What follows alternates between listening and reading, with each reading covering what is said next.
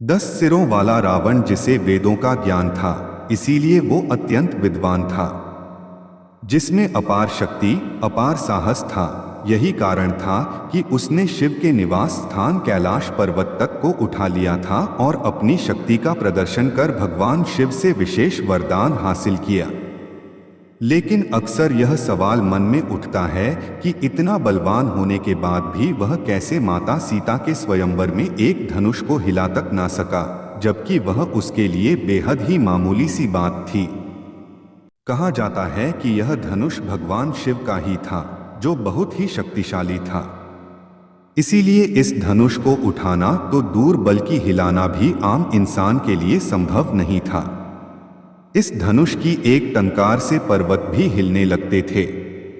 लेकिन रावण तो बहुत ही बलशाली व विद्वानी था और वो कोई आम इंसान नहीं था।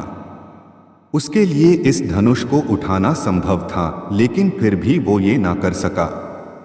दरअसल इसके पीछे एक कारण था। इसकी वजह को श्री रामचरितमानस में लिखित एक चौपाई से समझा जा सकता है। उठू राम भंजू भव चापा, मेठू तात जनक परितापा।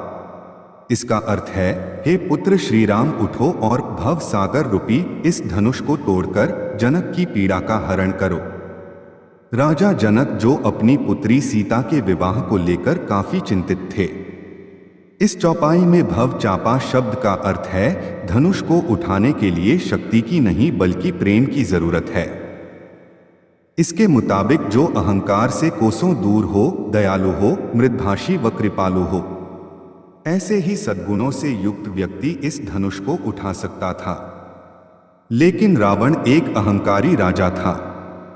उसमें घमंड कूट कूट कर भरा था। वह हर वस्तु शक्ति से पाना चाहता था। इसी कारण स्वयंवर में वो इस धनुष को हिला तक ना सका।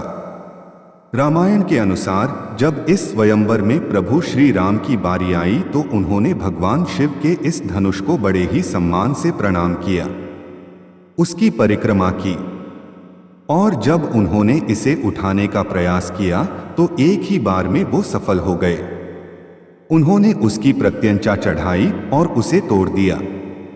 ये सब भगवान श्री राम के स्नेह, विनयशीलता और निर्मलता के कारण संपन्न हुआ।